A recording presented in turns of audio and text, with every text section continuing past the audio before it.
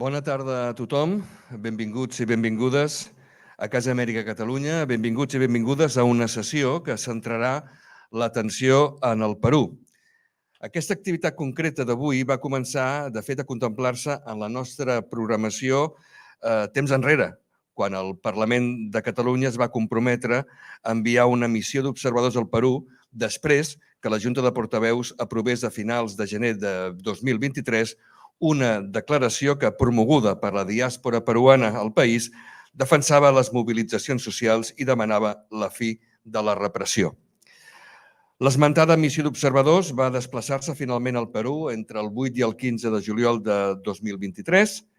M'apresso ja a agrair la presència en aquest auditori dels diputats i diputades membres aleshores de la Comissió d'Acció Exterior, Unió Europea i Cooperació, que van formar part de la missió d'observadors, en Francesc Dalmases, Gent Díaz, Susana Segovia i Carla Riera. Gràcies, torno a dir, als quatre per estar aquí. Com deia, agraïm que participin en l'activitat d'avui i que revisquin aquella experiència, tot compartint les reflexions i conclusions que aporta l'informe que van elaborar. Sus aportaciones serán trasladadas a la realidad de hoy día por las dos personas que intervendrán desde el Perú. Agradecemos, por supuesto, también la participación de Mirta Esther Vázquez, docente, abogada y política peruana, que presidió el Consejo de Ministros del Perú durante el gobierno de Pedro Castillo entre octubre de 2021 y enero de 2022, y de Raúl Samillán, presidente de la Asociación de Mártires y Víctimas del 9 de enero de la región de Puno. Tanto la una como el otro ya nos están siguiendo vía online. Como ven, muchas voces a las que escuchar en este encuentro. No voy a añadir pues mucho más en este tiempo de bienvenida y presentación. Solamente recordaré que Casa Amèrica Catalunya está y ha estado pendiente de lo que ha ido ocurriendo en el Perú. Así, nuestra institución, en junio de 2023, entregó el 15º Premio Antoni Traverí a la Libertad de Expresión en Iberoamérica a la Asociación Nacional de Periodistas del Perú, la ANP, por, entre otras razones, la ejemplar defensa de la libertad de prensa protagonizada por los reporteros y fotoperiodistas peruanos en la cobertura informativa de las protestas registradas en el país durante los primeros meses de aquel año. En su conferencia, Zuliana Lainez, presidenta de la ANP, manifestó entonces que en el Perú la caldera sigue en ebullición. Meses después, a finales de septiembre, y en una actividad coorganizada con la Oficina del Parlamento Europeo en Barcelona, titulada Perú, la fragilidad democrática que no cesa, el escritor peruano Santiago Roncagliolo destacó que las alianzas políticas se hacen y se deshacen sin intentar gobernar. El interés es promulgar normas que protejan a los congresistas y defiendan sus intereses. El sistema es altamente volátil, sin referentes ideológicos. En este deterioro institucional, todo es imprevisible. Por su parte, Jordi Solé, entonces vicepresidente de la Delegación para los Países Andinos del Parlamento Europeo, expresó su preocupación por el muy incierto futuro del país en un sistema tan fragmentado y desconectado de la realidad de la calle, marcada con desigualdades crónicas y discriminación de grupos étnicos. Dicho esto, cedo ya la palabra a Úrsula Santa Cruz, miembro del colectivo apartidista contra el indulto y la impunidad Barcelona, que reúne a un diverso grupo de peruanos y peruanas dispuesto a emprender acciones de movilización, denuncia y sensibilización de la realidad social y política del país, apoyando a organizaciones sociales. Muchas gracias, Úrsula, por todo el trabajo realizado hasta hoy y además del de hoy. Y si podemos, vamos a intentar ceder unos 15 minutos al final para sus preguntas. Pero de momento, Úrsula, cuando quieras. Muchas gracias.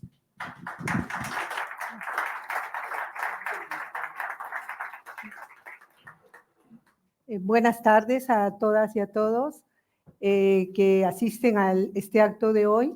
En primer lugar, agradecer a Casa América por acogernos en esta actividad, a los diputados y diputadas que conformaron la misión que viajó a Perú en el mes de julio del 2023, a la comunidad peruana o las comunidades peruanas que están presentes el día de hoy y a mis compañeros y compañeras del colectivo contra el indulto y la impunidad Barcelona. Nosotros somos un colectivo que nos formamos en el año 2017 a raíz del indulto al dictador Alberto Fujimori y desde esa fecha hemos venido realizando diversas acciones e iniciativas en defensa de los derechos humanos, la democracia en nuestro país.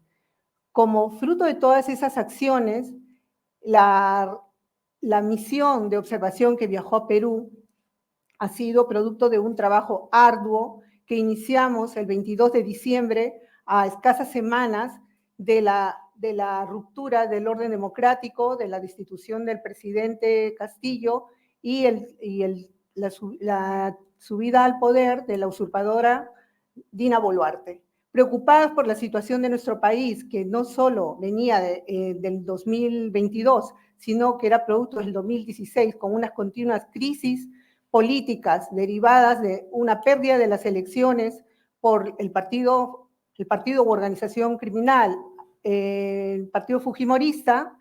El 2022, cuando ocurre esta situación en nuestro país, este golpe, esta dictadura que se instaura de quienes perdieron las elecciones, que se salda con la muerte de compatriotas, de peruanos de Ayacucho, Huancavelica, Andahuaylas y Puno, nosotras muy preocupadas por toda esta situación decidimos dar un paso más allá. Decidimos que como colectivo, como peruanos y peruanas, nosotras no somos indiferentes a lo que pasa en el país y queríamos buscar otras maneras de llegar, de comprometer y de tener alianzas también aquí con instituciones y con el Parlamento catalán.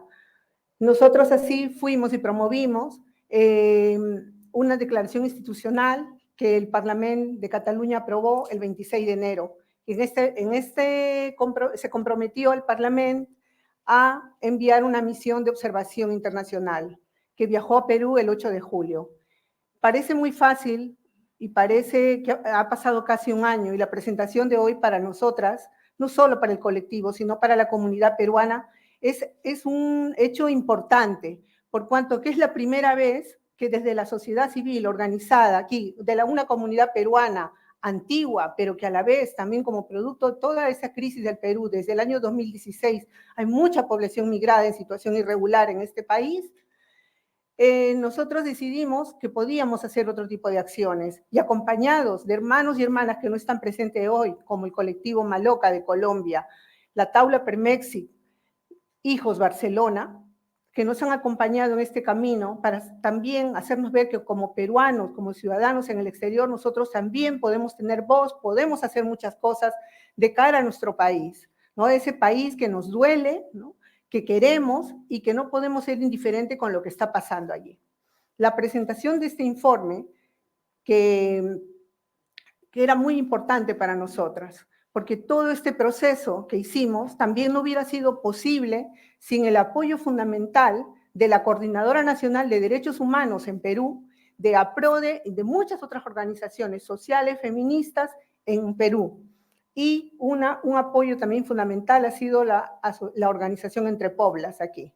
Hemos tejido muchas alianzas, hemos dedicado muchísimas horas de trabajo creyendo que era importante que pueda ir a Perú una misión el año pasado. La importancia de la presentación de este informe que retrata lo que pasó en Perú es tan vigente con lo que está pasando en este momento en nuestro país. Es tan grave lo que está pasando que consideramos que no podemos ser indiferentes a esa situación donde tienen el país casi secuestrado. Nosotros hace un año ya decíamos, lo que buscan es el control del poder, el control de organismos electorales para asegurarse perpetuarse en el poder. Dicho todo esto, nosotros hemos preparado este acto con mucha dedicación, con mucho cariño, desde aquí, queriendo apoyar a la gente que está allá, a la gente que pone el cuerpo, a la gente que ha sido asesinada, a las familias que lloran, a las familias que han perdido a sus familiares por defender, por desconocer a un gobierno ilegítimo, por gobiernos o grupos de poder que actuaron con todo el racismo y con toda la indiferencia y que sigue operando, vulnerando el derecho y destruyendo nuestro país. El acto de hoy consta de 3 partes. En la primera parte, 2 de los diputados van a intervenir. Después, desde Perú, van a intervenir Raúl Samillán, el presidente de la Asociación de Mártires y Víctimas del 9 de enero de Juliaca, y la abogada Mirta Vázquez, que fue excongresista y también presidenta del Consejo de Ministros desde el 2021 al 2022. Dicho todo esto, voy a dar la palabra a los 2 diputados, a 2 de los diputados, a la diputada o exdiputada Jen Díaz de Esquerra Republicana y al diputado francés de Dalmazas de Junts per Catalunya, que ellos conforman la misión de acción exterior, Unión Europea y cooperación del Parlamento de Cataluña, para que nos compartan en relación a la misión, en qué contexto viajan a Perú, con quiénes se entrevistan y cuál es el objetivo de una misión de observación. Gracias.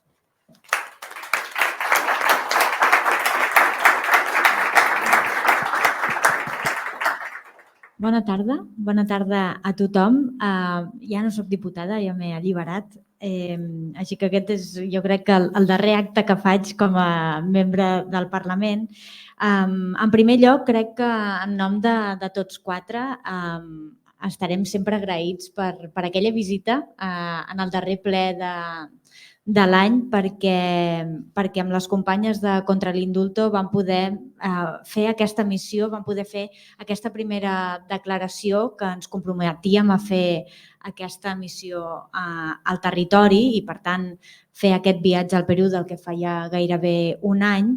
I realment, doncs, no sempre ens en sortim quan organitzem aquestes missions i gràcies a la feina i al seguiment i a tot el suport que ens van donar, doncs, tots 4 vam arribar a Lima. M'agradaria explicar-vos breument en quin context arribem al Perú.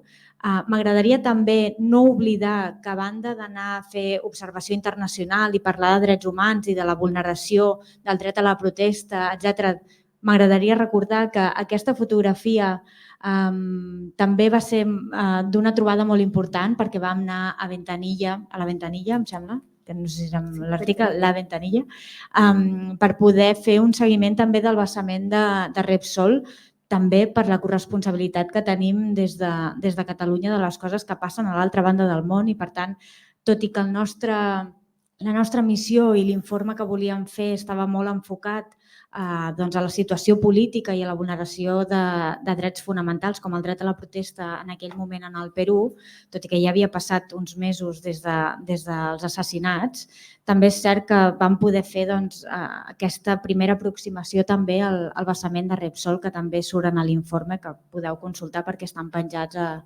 la web del Parlament.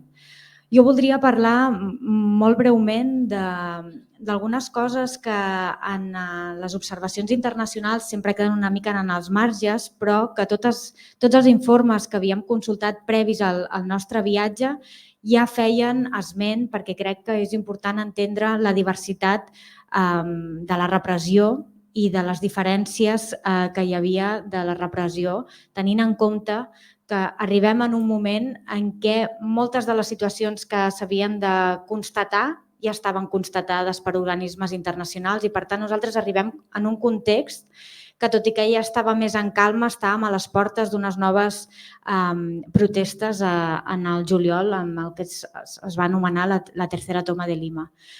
Crec que és important que nosaltres, a banda de les conclusions que després faran els nostres companys i també el company Francesc, que parlarà d'una part de la missió perquè ens vam dividir, crec que és important entendre que hi havia una part rural, que hi havia una part urbana, que hi havia diferències en la repressió, que hi havia diferències en la consideració de les morts de Lima i les consideracions del sud del país. Crec que això era molt important per les persones amb les que vam parlar, que també va ser molt important entendre que, a part de la repressió, tenia un impacte més gran a les zones rurals, en el col·lectiu LGTBI, en les dones, en la gent pobra, i que no hi havia un respecte a la diversitat cultural i lingüística del país i que, per tant, moltes d'aquestes diligències no estaven respectant la llengua materna de moltes de les víctimes.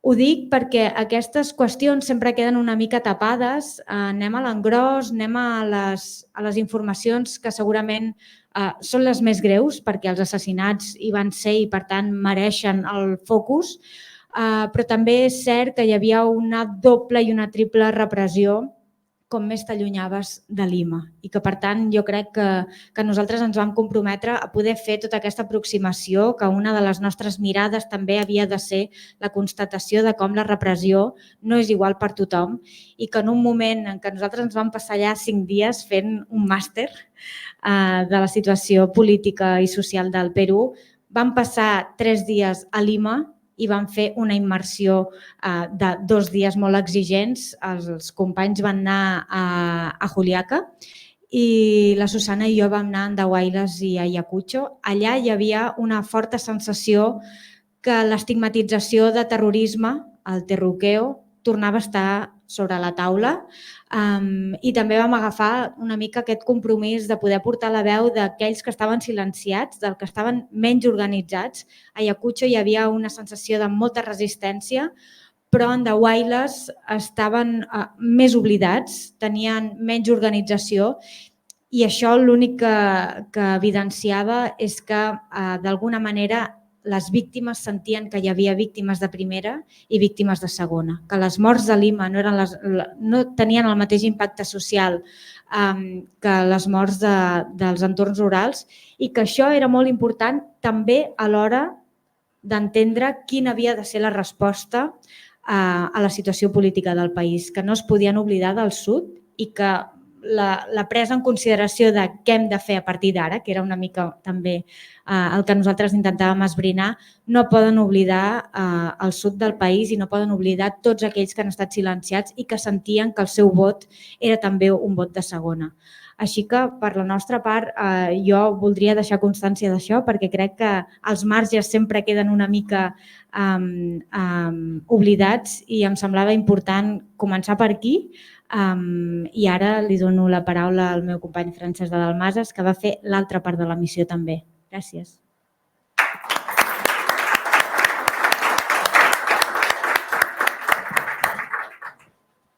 Moltes gràcies, Jen, i moltes gràcies, Úrsula. Quan ho personalitzo amb tu, estic parlant de tot el col·lectiu contra l'indult i la impunitat, les comunitats peruanes, perquè això que fem avui és perquè heu estat, evidentment, gràcies a la Casa Amèrica per acollir-nos. Això que estem fent avui és el resultat que sou extremadament tossuts. Heu insistit molt perquè això passés i perquè arribés a bon port com arriba avui. Jo crec que teniu la percepció certa, no és una percepció, la certesa, de que hem estat extremadament lents i verdaderament una institució com el Parlament no és tot lo ràpida que voldríem i, per tant, jo aquí vull reconèixer especialment la feina feta des de la mesa del Parlament, sobretot pel diputat Carles Riera, per la diputada Aurora Madaula, que van fer que tot això també arribés a bon port perquè amb aquest final de legislatura hauria pogut quedar una mica inalvis i, per tant, avui som una mica on volíem ser. Jo voldria fer una prèvia abans de començar i és que des de la Comissió d'Exteriors, i tots els diputats que estem aquí formaven part de la Comissió d'Exteriors del Parlament de Catalunya, hem intentat que aquesta legislatura passada els drets humans, els drets civils i els drets polítics fossin una mica el centre en el qual pivotar bona part de les nostres accions. I, per tant, que la primera delegació d'un Parlament Europeu, jo crec, no sé si d'alguna altra part, però la primera delegació per fer l'observació sobre aquestes qüestions per part d'un Parlament, crec que va ser el Parlament de Catalunya, però no és casualitat. Jo crec que hi havia una voluntat en la pròpia comissió que els drets civils i els drets polítics fossin molt centrals en la nostra feina, probablement perquè des del 17 hi havia una conscienciació general que a Catalunya havien estat en perill, però per mi hi ha una consideració prèvia que sí que us volia fer i és que l'he comentat sovint amb els meus companys.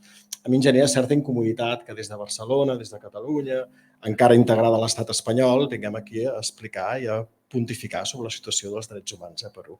I per tant jo crec que hi ha una visió més global d'aquesta feina, d'aquesta voluntat de lluites compartides, en el sentit de dir que aquesta anormalitat democràtica que vivim que viviu i que vivim i que patim al Perú és global. És una emergència democràtica global i, per tant, va molt vinculada a l'augment dels populismes, a l'augment de l'extrema dreta i amb tots els matisos que vulgueu, jo crec que el Parlament de Catalunya efectivament és especialment sensible a aquestes qüestions. Ho era en la legislatura anterior i ho és encara ara, en què hi ha 3 diputats, en Rubén Wagensberg, el conseller Lluís Puig, el president Puigdemont, que encara ara no poden ocupar els seus escons. Sobre l'informe, perquè hem dit que intentaríem anar una mica a la idea. Efectivament, amb el diputat Carles Riera vam ser a Juliaca. Per cert, volia un parèntesi, tanto a Raúl como a Mirta, enviarles un saludo. Sé que estáis conectados. Hago la intervención en catalán porque sé que todo lo que voy explicando en buena parte es lo que nos explicasteis vosotros y que conocéis perfectamente, con la cual continuaré la intervención en catalán, pero gracias una vez más, sobre todo Raúl, que fue uno de los compañeros que nos iluminó para poder encontrar un poco de luz en nuestro trabajo en Juliaca. Deia que a Juliaca, precisament, bàsicament la nostra feina va ser trobar membres de la societat civil organitzada, víctimes i familiars de la massacre que hi havia hagut el 9 de gener del 23. Hi ha una prèvia, és que bàsicament vam viure desatenció a les víctimes, revictimització constant, revictimització que podia ser des de senzillament que no tinguessin els serveis mínims d'assistència sanitària, d'assistència jurídica, fins al màxim grau que ser directament acusats de terroristes. Ho deia ara la gent, vam veure 2 vectors que contínuament es creuaven, que era el de població indígena o de pobresa, que definia molt aquest col·lectiu de víctimes i de persones que havien patit i que patien encara aquella repressió. I, per tant, nosaltres hi ha un primer element que queda molt clar en l'informe, és que efectivament va existir una massacre. La massacre de Juliaca es pot constatar com aquesta acció absolutament desproporcionada dels cossos policials que van ocasionar aquests 18 morts i els centenars de víctimes i que només gràcies a la societat civil organitzada encara hi ha pendent aquesta feina del que és la recerca de veritat, justícia i reparació. També a l'informe fem constar que hi ha un alt càrrec de l'administració pública que va voler mantenir-se en l'anonimat, que ens explicava que aquesta desproporció va ser tan immensa en els operatius policials i militars de repressió de la protesta que van haver-hi més morts que detinguts. I això, quan ens parem a pensar què significa, doncs ens dona una mica la dimensió de la bestiesa. L'evidència de tot plegat, què ens porta a dir?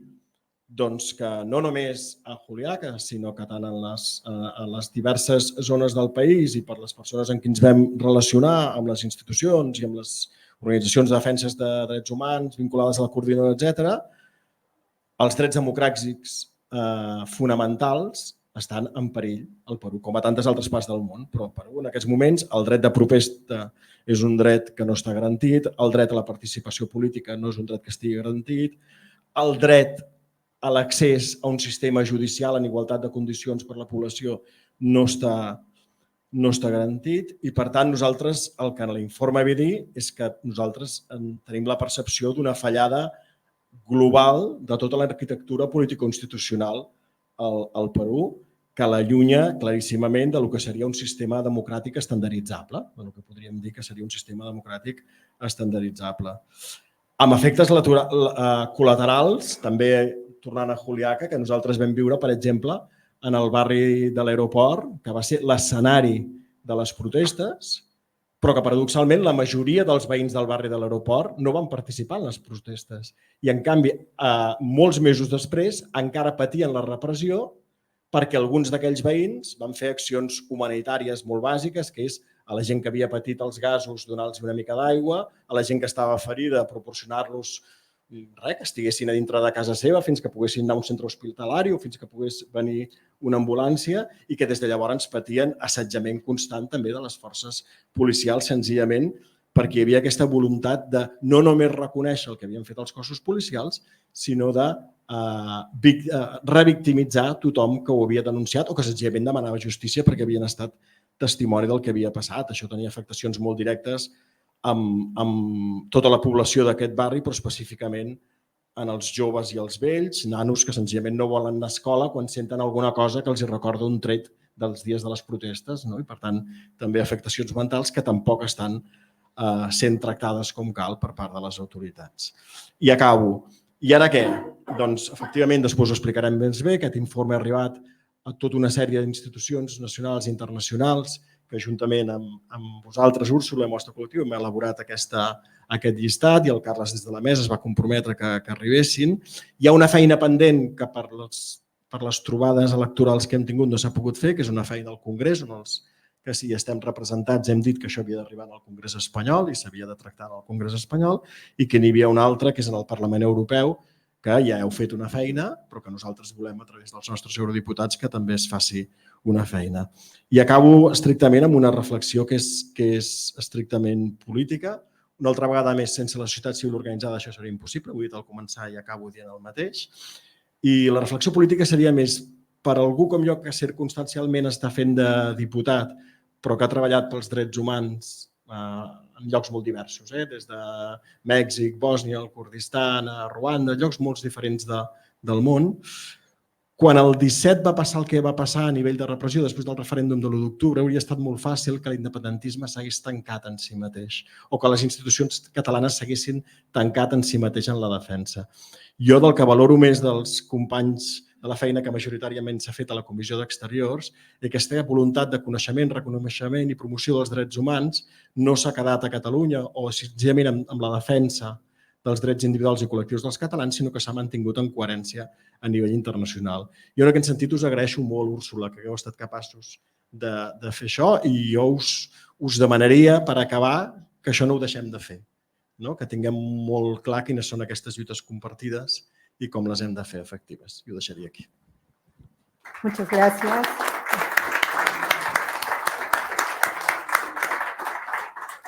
A continuación tenemos la intervención de Raúl Samillán desde Juliaca. No sé si ya está la conexión.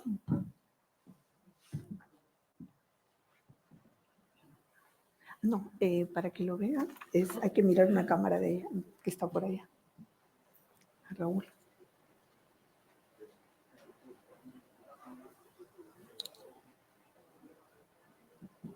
Hola, muy buenas tardes.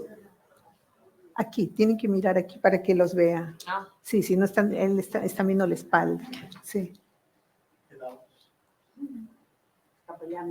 Sí, nosotros hacia allá. Buenas tardes, Raúl. Compañero Raúl, buenas tardes. Estamos aquí en Casa América Cataluña y queremos que nos compartas en qué situación se encuentra el acceso a la justicia y reparación de todas las personas que fueron asesinadas durante las protestas, en este caso en Juliaca, Ayacucho y Andahuaylas. Gracias. Muy buenas tardes a todos los organizadores y a los diputados por llevar a cabo este evento que me permite expresar y dar a conocer cómo nosotros nos encontramos después de los sucesos en las diferentes fechas que se ha vivido acá en el Perú, tanto el 10 de diciembre del 2022, el 15 de diciembre del 2022, el 9 de enero, el 9 de febrero, 18 de enero, bueno, tantas fechas que fueron muy tristes, que se vivieron acá en el Perú y muy lamentables. Sí, bueno, tuvimos la oportunidad cuando llegaron los diputados de Cataluña acá a Juliaca, donde nos entrevistamos. Ellos pudieron recoger de manera personal, de primera mano, de las víctimas, la situación, ¿no? Cómo les había dejado el Estado. Pero a veces por el tiempo y la distancia de muchos otros hermanos, no se pudo recoger de todos. Pero bueno, Nosotros ahora, después de haber vivido esas masacres, este genocidio acá en el Perú, todavía seguimos siendo víctimas de este gobierno, de este Congreso. Ellos han continuado revictimizándonos en diferentes fechas. Ellos no tienen temor al espacio o al lugar en donde se encuentran, ¿no? Para continuar con el maltrato psicológico. Y ahí tenemos un ejemplo del señor que ahora es ministro, el señor Adrián Sen. Cuando estuvimos en la Comisión Interamericana de Derechos Humanos, los 3 representantes de las 3 regiones, él ha vuelto a culparnos a nosotros de las pérdidas de estas vidas humanas. A nosotros que somos víctimas, que somos familiares, nos dijo que nosotros somos los violentos, que nosotros somos los que hemos quitado la vida a las personas, cuando es todo lo contrario. Los informes lo mencionan, que nosotros somos víctimas, que nos han quitado a nuestros seres de la manera más cruel, los han asesinado, nos han dejado más de 1.500 heridos. Entonces, esto no ha cesado hasta el momento en el Perú. Y continúa con todo lo que viene haciendo el Congreso y el ministro y el gobierno. Hace unos días atrás llegó acá al departamento de Puno, a la región de Puno y a la provincia de Carabaya, el señor Adrián Sen, que ahora es ministro, el primer ministro, y nuevamente en nuestro propio territorio esta vez nos dijo que nosotros somos separatistas, que nosotros somos violentistas y que las personas no se dejen llevar por este grupo pequeño, que lo único que buscamos es dividir al país.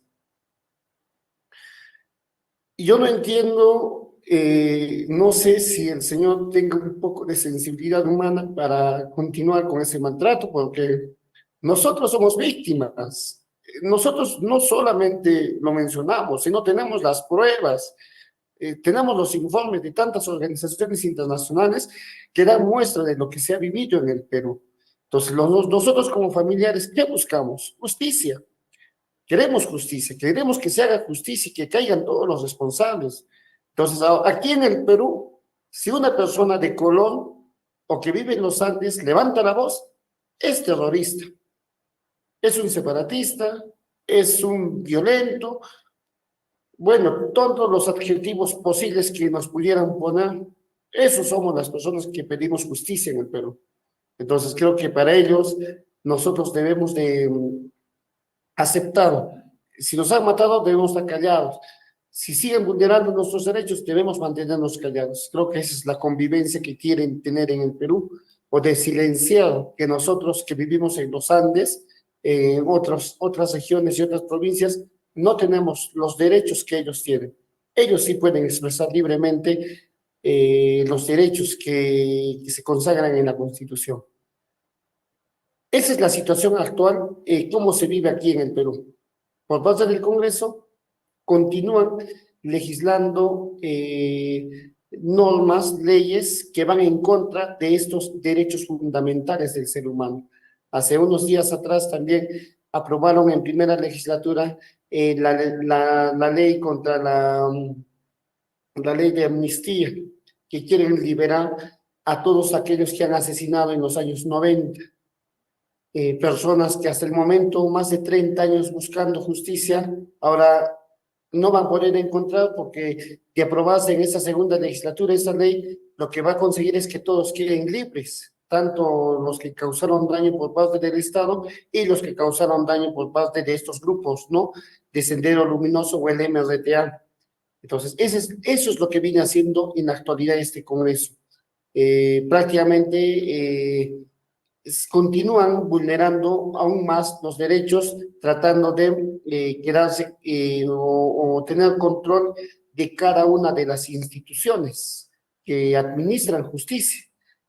Ya lo tienen a una parte, que es el Tribunal Constitucional, que es el Poder Judicial, que es la Defensoría del Pueblo. Ya están del lado de este gobierno y de este Congreso, que es un Congreso golpista. ahora quieren tomar lo que es la Junta Nacional de Justicia, quieren tomar esta Fiscalía de la Nación, el Ministerio Público, quieren tomar lo que es el sistema electoral, la OMPE, la RENIEC, el Jurado Nacional de Elecciones. Yo no sé a dónde vamos a llegar con todo lo que viene haciendo este Congreso. Y bueno, y también después de esto, de todas estas masacres, los familiares, los heridos están en el total abandono. Hasta el momento el Estado no se ha hecho cargo de las recomendaciones que ha emitido la Comisión Interamericana de Derechos Humanos, que se debería de atender ya a todos los heridos, que se les debería dar, brindar becas a los huérfanos, a los hijos de los heridos que ya no pueden trabajar, pero caso omiso, no se ha hecho nada, ni uno ni lo otro, más bien han continuado y continúan revictimizándonos. En otras palabras, todas las víctimas, los más de 1.500 heridos y los más de 50 familiares de los asesinados, estamos en el abandono por este Estado.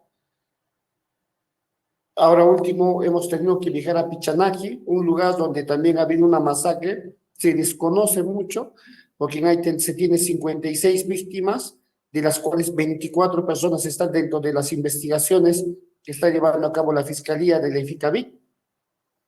Pero nadie sabía nada de estos compañeros, nadie sabía nada porque el Estado lo que ha tratado siempre ha sido tratar de esconder, ocultar, y que las instituciones internacionales, los países desconozcan de todo lo que se ha vivido.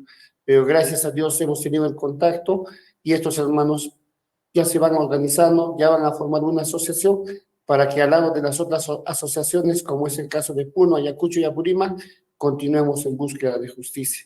Entonces, eso es lo que estamos haciendo nosotros ahorita como víctimas, tratar de hacer ese llamado a todas las víctimas a nivel nacional, porque no son, como se menciona, aquí en Juliaca nomás tenemos más de 500 heridos, pero lamentablemente por el amedrentamiento, por las amenazas que han recibido en los hospitales, muchos de ellos han terminado huyendo de estos lugares y se han ido a tratar en sus casas o algunos en clínicas particulares.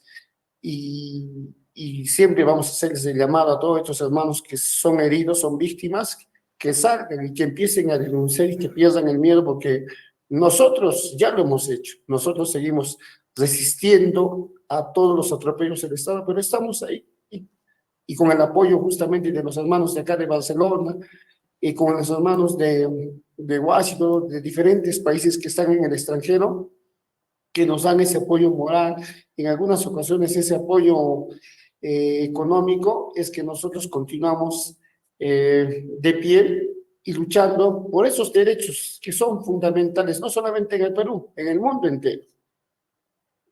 Y bueno, eso es, hermanos de Barcelona, hermanos de los diferentes países, no se olviden del lugar donde han nacido, acá tienen muchos hermanos en el Perú, que necesitamos de ustedes, de su apoyo, y creo que es la única manera de recuperar nuestro país, nuestra democracia, porque este pequeño grupo de congresistas están destrozando la democracia del Perú, están creando leyes para perpetuarse en el poder y así no poder ser investigados y mucho menos sancionados por la justicia en el Perú. Y bueno, eso es todo lo que yo quería darles a conocer, cómo nos encontramos acá las víctimas en el Perú después de estas masacres que se han vivido. Muchas gracias.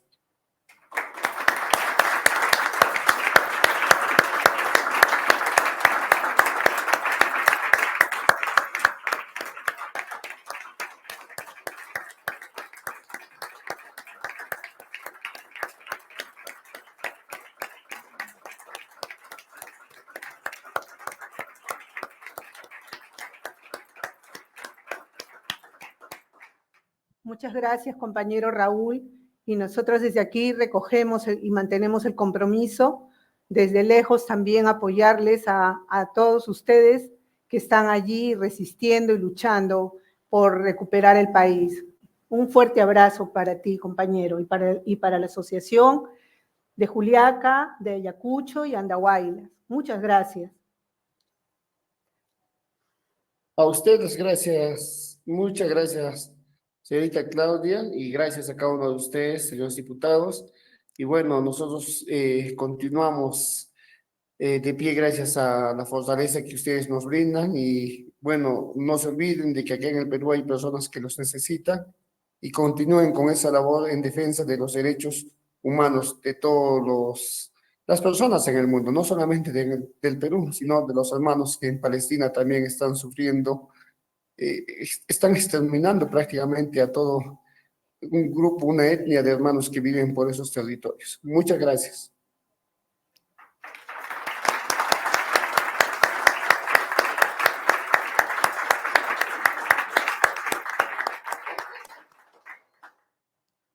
Gracias. A continuación, tenemos la intervención de la abogada Mirta Vázquez. Ella fue excongresista y también fue expresidenta del Consejo de Ministros del 2021 al 2022. Buenas tardes, Mirta. Queremos aquí escuchar atentamente que nos actualices, nos pongan en contexto de cómo está la situación política, social, económica del país en este momento. Muchísimas gracias, muy buenas noches allá a la gente que está en este evento tan importante, agradecer al colectivo contra el indulto y la impunidad por abrir estos espacios de debate que son tan importantes para nosotros, sobre todo aquí en este país donde estamos perdiendo muchas esperanzas de que se nos pueda oír internamente. Por supuesto, aprovechar para reconocer y agradecer a los miembros de la misión del Parlamento catalán que tuvieron la sensibilidad de venir a Perú, que por supuesto es muy lejano seguramente para ustedes, y que siendo un país lejano donde suceden situaciones de violaciones de derechos humanos que también seguramente se presentan en otros países, pues para nosotros fue muy significativo recibir la visita en un momento tan crítico y tan doloroso como ha sufrido nuestro país, ¿no? Así que yo quiero empezar reconociendo ese gran esfuerzo, todo el trabajo que han hecho, la sensibilidad por solidarizarse con este país, con Perú, que realmente viene sufriendo la arremetida y el retroceso muy grave en temas de derechos humanos.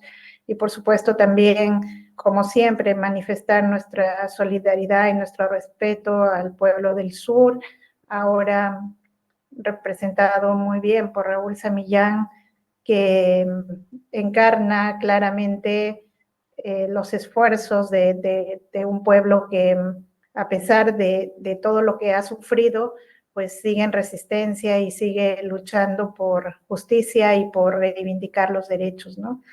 Yo quisiera comentarles que, por desgracia, dentro de nuestro país la situación no solamente no ha mejorado, que el gobierno de la señora Boluarte no solamente ha afianzado la agresión contra los derechos fundamentales de las personas, sino que después de este hecho tan doloroso, lo que hemos tenido en el país es más bien una situación de mayor detrimento, una grave y vertiginosa degradación democrática que justamente nos está llevando a una situación altamente crítica, digamos, dentro del país.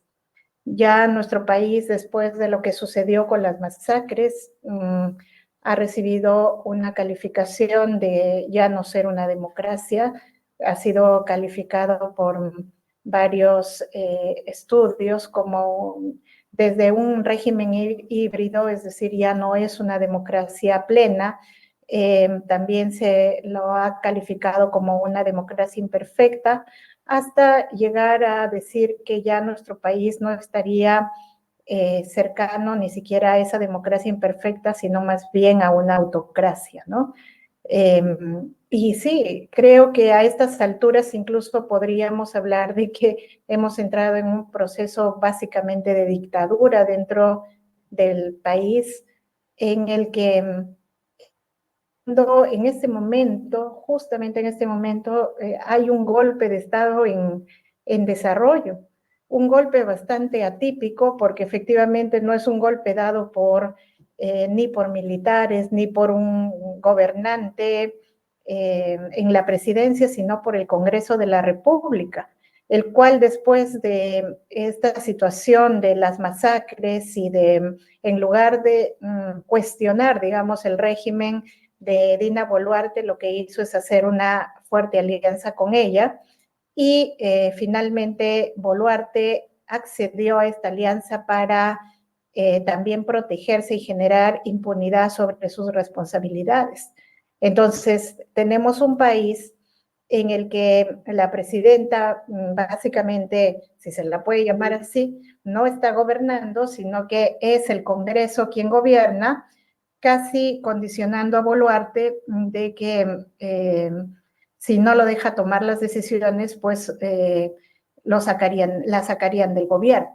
Por eso es que la presidenta cede a sus funciones, cede a otorgar sus funciones a un parlamento que en este momento se ha afianzado.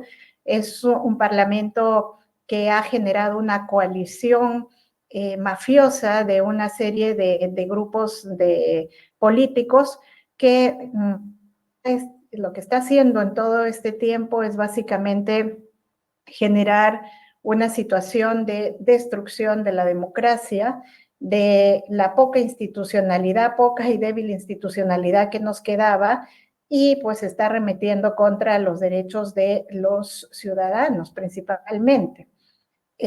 A ver, en este momento yo quisiera contarles que el Parlamento se encuentra hoy y mañana, en teoría, se encuentra sesionando son los 2 últimos días de la legislatura y ahorita mismo se está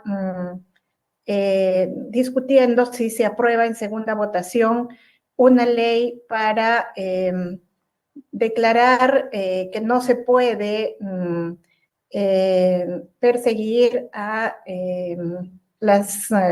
los gobernantes, a las personas que han sido autores de crímenes de lesa humanidad, ¿no? Están queriendo derogar una norma que perseguía a todos los que han cometido crímenes de lesa humanidad, como Fujimori, como los militares en la época de los 90, y simplemente es una ley escandalosa. Incluso la Corte Interamericana de Derechos Humanos se acaba de pronunciar diciendo de que no sigan con el trámite de esta ley porque es una ley que claramente estándares internacionales. Sin embargo, el Congreso, en abierto desafío, hoy mismo parece que la va a aprobar, ¿no? Y están anunciando que no van a tomar en cuenta lo que la Corte Interamericana está opinando. Simplemente dicen que no hay injerencia dentro del Perú y van a terminar siguiendo este tipo de leyes. Y les comento esto porque es la expresión de un Congreso que ya ha roto toda barrera que signifique el respeto por el Estado de Derecho, la democracia, ¿no? Ahorita mismo tenemos un Congreso que lo que ha hecho en estos meses es básicamente ha rediseñado el Estado, ha producido una reforma constitucional, se han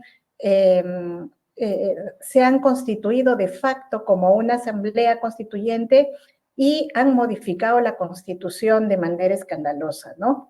Y la modificación de la Constitución se ha hecho a la medida de los intereses de los grupos de poder que ellos conforman, además asegurando que ellos se van a quedar los próximos años en el gobierno.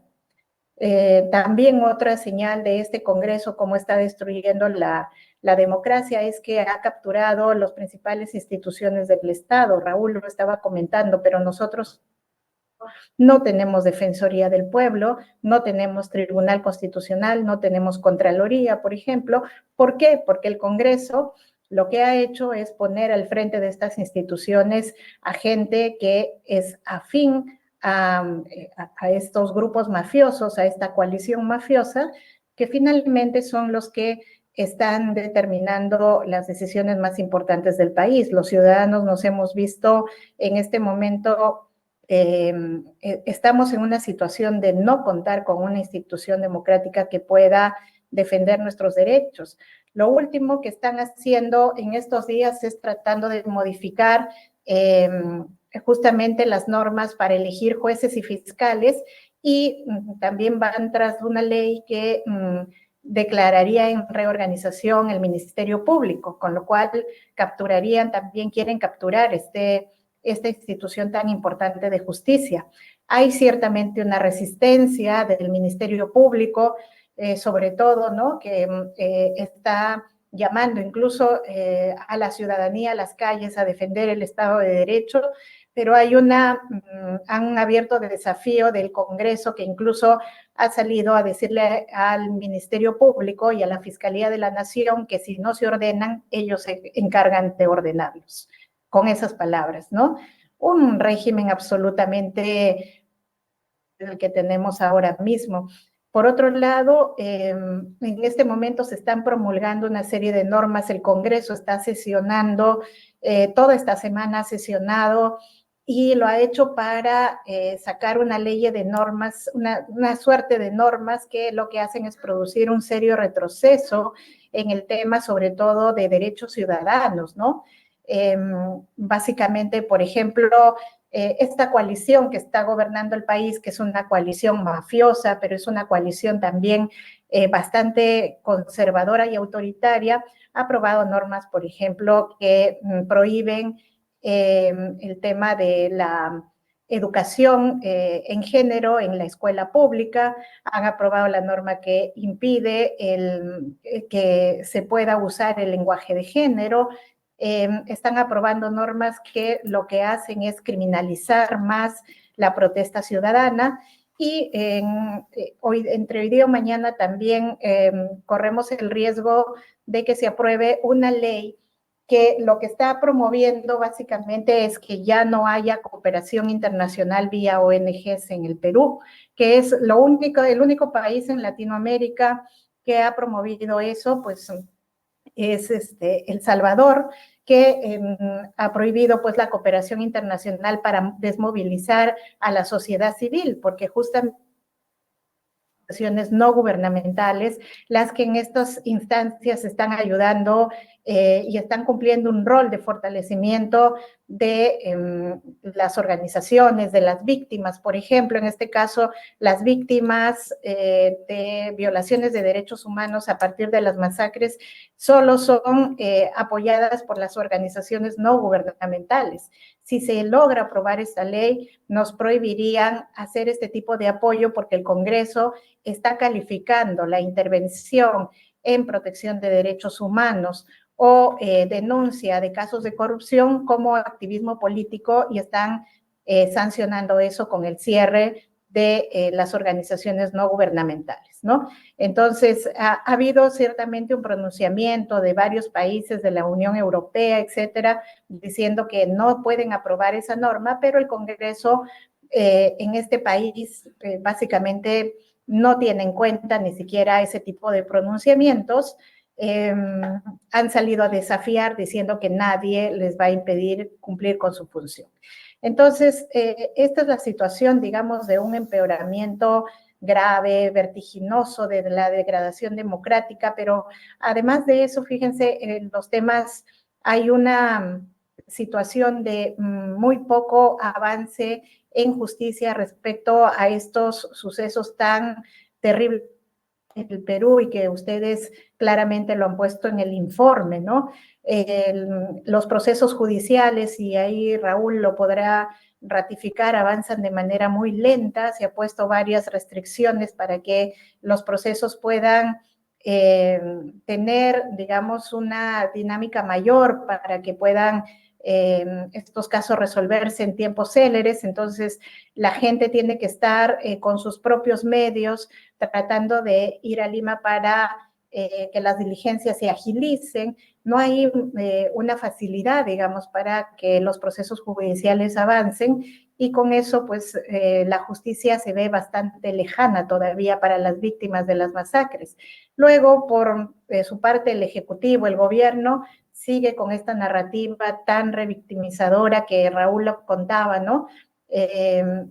Tanto el primer ministro como los voceros oficiales de la señora que ocupa Palacio, porque esta señora ya ni siquiera sale a hablar, pero sus voceros principales salen a decir que siguen afianzando esa narrativa tan, digamos, insultante, donde señalan que son la propia gente la que se mató entre ellos, que eran terroristas, que era una sonada contra el gobierno, un golpe de Estado, y que por eso tuvieron que responder así, y revictimiza mucho a la población.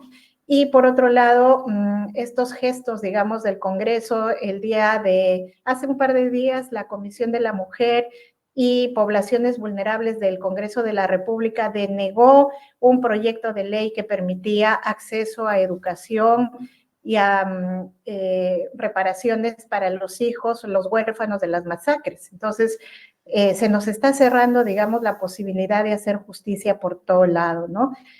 Por último, lo que yo quería mencionarles es que el Perú sí vive una situación muy crítica en este momento con el gobierno de Boluarte y el Congreso enquistados. No hay posibilidad, digamos, de que pueda haber un cambio en esta situación. Al contrario, nos vemos amenazados porque sentimos que esta situación todavía puede empeorar. Estamos en una situación de no solamente gobierno, digamos, de una coalición corrupta, mafiosa, autoritaria, sino que además se nos está amenazando de que si la población sale a protestar, van a responder de la misma manera que respondieron cuando se suscitaron las masacres, ¿no?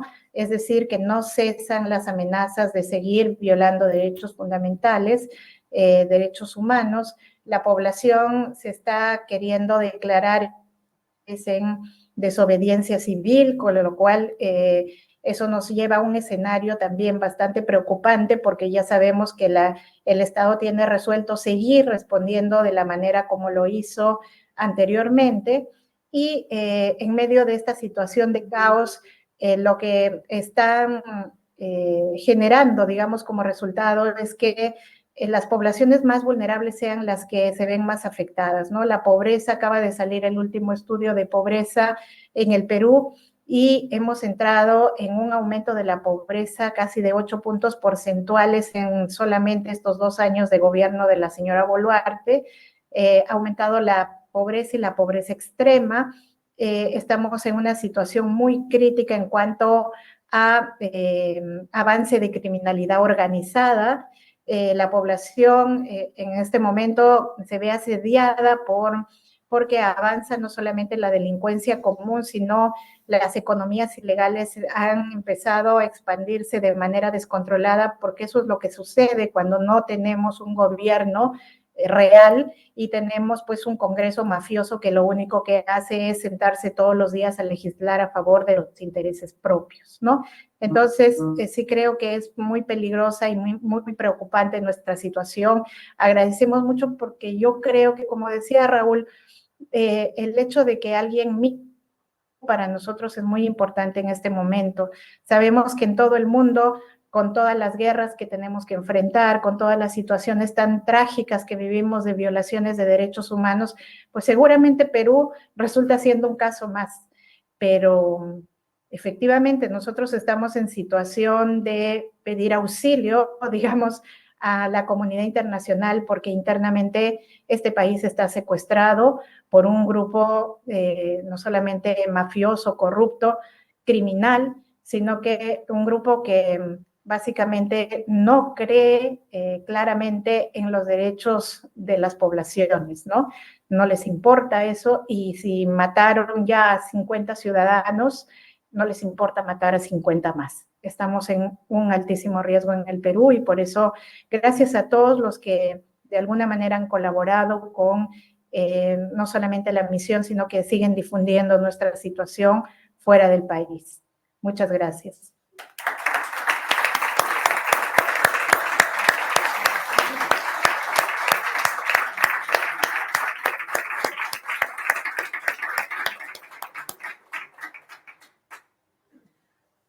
Muchísimas gracias, Mirta, por esta tan lúcida exposición de lo que está sucediendo en el país y que precisamente es como que nos deja sin respiro de lo que está pasando y que nos lleva a preguntarnos qué hacer, ¿no? ¿Qué podemos hacer la gente que estamos, los peruanos, peruanas, que estamos fuera y también qué caminos, qué mecanismos empleamos para poder ser esas voces, para poder denunciar lo que pasa en Perú, así como en otros lugares del mundo, pero concretamente en nuestra tierra. Ahora vamos a pasar a la tercera parte del acto, en que luego de haber escuchado, situado a día de hoy de cómo está la situación del Perú, los diputados, ¿quién empieza tú? El exdiputado, en su momento fue diputado cuando fue a Perú, Carla Riera, de la CUP, y Susana Segovia, de En Comú Podem, en esta tercera parte, van a hablar sobre las conclusiones y reflexiones a día de hoy, ¿no? Cómo dialogan, cómo se sitúan las conclusiones del informe. Bé, moltes gràcies. Bon vespre a tothom. Certament, després d'aquests testimonis de la senyora Mirta Vázquez i del senyor Raül Samillán, és difícil dir res més. Crec que les veritats que ells han exposat són tan òbvies, tan evidents i tan rotundes que poca cosa podem afegir nosaltres, però intentaré efectivament, d'acord amb el que teníem previst per aquest acte, complementar tot el que s'ha dit fins ara amb algunes de les principals conclusions i recomanacions del nostre informe, que no fan més que ratificar, que confirmar i que reforçar el que acabem d'escoltar en aquests testimonis. I, per tant, jo crec que aquesta és una primera conclusió que podem ja constatar i és la plena coincidència del nostre informe amb el que se'ns està explicant aquí sobre el que és la realitat actual i les tendències que en aquests moments s'estan produint al Perú. Per tant, crec que aquesta coincidència entre el que diu el nostre informe fruit d'un treball de camp sobre el terreny i el que diuen aquests testimonis i molts altres organismes internacionals, crec que és una prova de resistència, una prova de força de que certament tenim la raó, el que estem dient és veritat i, per tant, cal prendre totes les mesures necessàries per tal de revertir aquesta situació. Bé, molt breument i molt sintèticament, el nostre informe, tal com ja s'ha dit d'alguna manera, efectivament constata una situació de desestabilització institucional, d'inestabilitat institucional al Perú i d'involució democràtica, de degradació i de deteriorament democràtic a un alt nivell. És a dir, constatem una situació realment molt important i molt greu de degradació democràtica. És a dir, aquesta inestabilitat o desestabilització o crisi institucional es materialitza en una caiguda en picat de la democràcia i de les garanties democràtiques al Perú. I això es concreta principalment en alguns aspectes. En primer lloc, queda fulminada, com hem constatat ara també, la separació de poders, un principi fonamental en qualsevol democràcia, com és la separació de poders. Al Perú ha estat liquidada. Al Perú no hi ha separació de poders.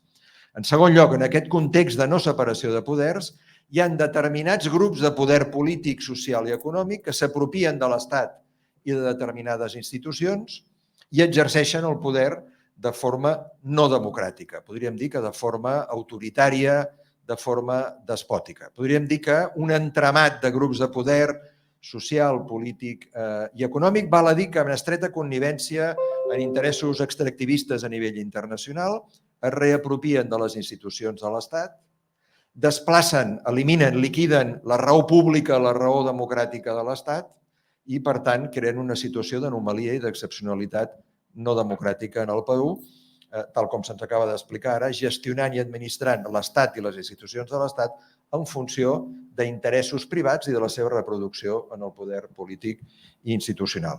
Un tercer factor que cal constatar i que també és molt important és la persecució, la criminalització, la repressió d'aquells organismes o institucions de l'Estat o persones públiques o responsables públics que resisteixen a col·laborar en aquesta situació i sobretot aquells que en una democràcia consolidada són la garantia de l'objectivitat, de la neutralitat de l'Estat i del garantisme dintre de l'Estat. En aquests moments al Perú hi ha criminalització, persecució, repressió i eliminació d'aquelles institucions que tenen la funció de ser les garantistes de la neutralitat, de l'objectivitat i dels principis democràtics, començant principalment pels òrgans electorals. La qual cosa també indica com estem en una situació efectivament de cop d'estat encobert que intenta no només modificar les lleis a favor de la reproducció en el poder del grup que actualment s'ha apropiat de l'Estat, sinó que intenta condicionar possibles processos electorals per poder continuar en aquesta posició de poder. Això és una qüestió preocupant perquè vol dir que no estem davant d'una situació conjuntural o transitòria, sinó que estem davant d'una situació política aparentment excepcional que es vol convertir en estructural, és a dir, condicionant les institucions i les lleis per tal de poder-se reproduir en el poder polític en aquesta situació. Bé, després ens trobem en una situació d'eliminació dels drets democràtics fonamentals, dels drets humans, civils, socials i polítics fonamentals al Perú i amb una persecució, repressió i violència contra el dret a la protesta i contra els drets a la dissidència, contra els drets democràtics que suposen aquesta situació. Hem constatat les massacres, les vulneracions, la violència institucional contra la protesta. Però això, a més, va sumat, i això també ho hem constatat en l'informe i així ho diem a les conclusions, en una manca de garanties en la defensa de la ciutadania quan és víctima de violència per part de l'Estat, és doblement victimitzada. En primer lloc, és objecte de la violència de l'Estat i, en segon lloc, se li neguen els instruments i les garanties democràtiques per poder denunciar aquesta situació i rebre justícia. La justícia no actua amb neutralitat i amb objectivitat, sinó que també actua de part del mateix grup que ocupa el poder a l'Estat actualment. Però, a més de tot això, es dona una situació d'impunitat en relació a les persones que exerceixen aquesta violència. Cossos de seguretat de l'Estat, exèrcit, policia, o qui les ordena o qui les dirigeix des de les institucions de l'Estat. Per tant, si sumem aquestes 9 situacions que hem constatat en l'informe, que hem pogut constatar en el nostre treball de camp sobre el terreny i que hem pogut constatar amb la informació i documentació que hem pogut llegir i estudiar i amb els testimonis que hem escoltat, si sumem aquestes 9 anomalies democràtiques, aquestes 9 situacions de vulneració de la democràcia, arribem a la conclusió, efectivament, que en el Perú en aquests moments no hi ha una situació d'estat democràtic, sinó que hi ha una situació de cop d'estat encobert que pretén consolidar-se i estructurar-se en favor del grup dominant, del grup polític, de l'entramat de grups de poder polític, social i econòmic que intenten perpetuar-se en aquesta situació. I, a més, això el que provoca és un agreujament, una agudització, un empitjorament de situacions que ja eren estructurals al Perú. Situacions de classisme, de gran desigualtat, de racisme, d'ús privat de l'Estat en funció de determinats interessos extractivistes, etc. Per tant, hi ha una situació política que el que fa és agreujar dèficits democràtics estructurals que ja es donaven en l'estat del Perú històricament. Nosaltres hem constatat aquests fets, així ho hem plasmat i ho hem expressat en les nostres conclusions. en un informe que, tal com ens vam comprometre, la mesa del Parlament ha enviat a diverses institucions internacionals, llatinoamericanes, del Perú, de la Unió Europea i de Nacions Unides. Val a dir que cap institució de l'Estat es va voler reunir amb nosaltres quan la nostra missió, a diferència de moltes organitzacions de la societat civil, però en aquestes institucions de l'Estat els hem enviat aquest informe perquè en tinguin constància. I només acabar amb l'agraïment a la Casa Amèrica, contra l'indulto, Entre Pobles, a totes les persones que ens van rebre i ens van acompanyar al Perú, a totes les organitzacions de la societat civil, a iniciativa de la Coordinadora Nacional pels Drets Humans, però també a totes les altres entitats, i també un gran reconeixement i agraïment a totes aquelles persones anònimes que ens van rebre i ens van mostrar el seu testimoni de patiment i de lluita. I voldríem que aquest informe també sigui una petita contribució a la lluita no només per la restitució democràtica al Perú, perquè la democràcia torni a ser restablerta al Perú, perquè els drets humans, els drets civils, polítics, socials siguin restablerts, perquè, en definitiva, la justícia sigui restablerta al Perú, no només per això, sinó perquè aquest informe sigui també un homenatge a totes aquestes víctimes anònimes, a les que vam conèixer i als milers que no vam poder conèixer, però que vam escoltar a través de les persones que ens van dir el seu testimoni, i que aquest informe també pugui contribuir als molts esforços que es facin internacionalment des del Perú perquè hi hagi per a aquestes víctimes l'homenatge que vol dir, l'homenatge que mereixen, que no vol dir altra cosa que reconeixement, justícia i reparació. Moltes gràcies.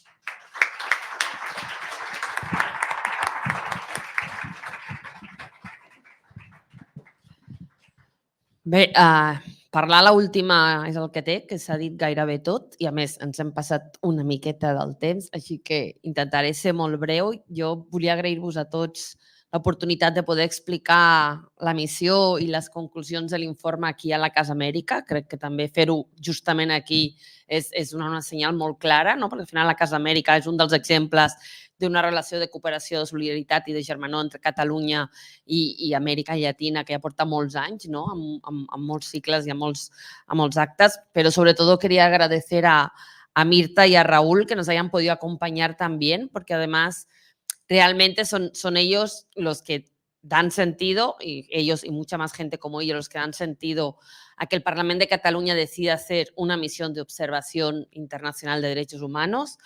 Son la gente de la diáspora peruana, Úrsula, Daniel, los otros compañeros, los que gracias a ellos el Parlamento reaccionó, aprobó una declaración. La declaración sí, con una cierta rapidez, o sea, la conseguimos hacer cuando eran muy recientes las masacres, ¿no? Y pudimos tener una declaración claramente de condena a la represión, de pedir que se depuraran responsabilidades, que se investigara, que se garantizaran los derechos humanos, el derecho a la protesta y sobre todo también que hubiera un proceso de acceso a la justicia, reparación y acompañamiento a las víctimas y a los familiares de las víctimas. Creo que el hecho de que la misión, ya lo hemos ido diciendo, se hiciera 6 meses después, porque al final no pudimos ir hasta julio, y de que ya hubiera habido antes 3 misiones, creo como mínimo 3, bueno, 2 misiones al menos, ¿no? Una de la Oficina de Derechos Humanos, de la Comisión Interamericana, perdón, y otra de Amnistía Internacional, ¿no? Que ya habían hecho informes mucho más cerca del momento de la masacre y habían podido constatar con testimonios y con documentación todo lo que había pasado en aquellos días en Perú, que nosotros fuéramos 6 meses después teniendo ya esos informes, lo que nos permitió es, por un lado, efectivamente, a poder hablar con las personas y ratificar a partir de los testimonios de estas personas lo que había pasado, pero también ver lo que había pasado en esos 6 meses. Y lo que había pasado en esos 6 meses era esta revictimización y era casi que acabar de constatar y de agravar esta vulneración de derechos humanos negando el acceso a la justicia a las víctimas y a sus familiares y negando este derecho a la reparación. Y negándolo con muchas trabas.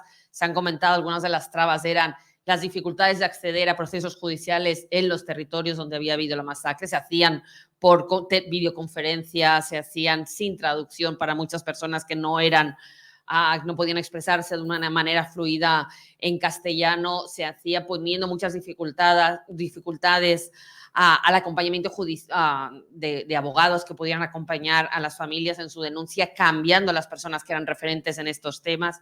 Y creo que ahí, por ejemplo, fue interesante cuando fuimos a Andahuaylas, ¿no? Andahuaylas era uno de los sitios donde no habían llegado ni siquiera estas misiones anteriores. Estaban tan lejos, ¿no? Era tan remoto. De hecho, nosotros llegamos a Ayacucho como a las 7 de la mañana, hicimos 5 horas de cruzando los Andes para llegar a Andahuaylas y nos volvimos al día siguiente. Era uno de los sitios donde más, digamos, se agradecía que estuviéramos allí, sencillamente el hecho de haber ido a escuchar, pero junto con nosotros fueron las compañeras de APRODE, del Servicio de Asesoría Legal de APRODE, que eran los que están recogiendo la documentación y trabajando con las familias de las víctimas para conseguir presentar esas demandas y presentar esas solicitudes de reparación y esas solicitudes también de indemnización, de acceso a servicio médico, de acceso a medicamentos, a familias que nadie les está haciendo caso. Y eso lo está haciendo APRODE, que al final es una organización de derechos humanos, una de las organizaciones que pueden hacer este trabajo gracias a los recursos que se recibe de cooperación internacional.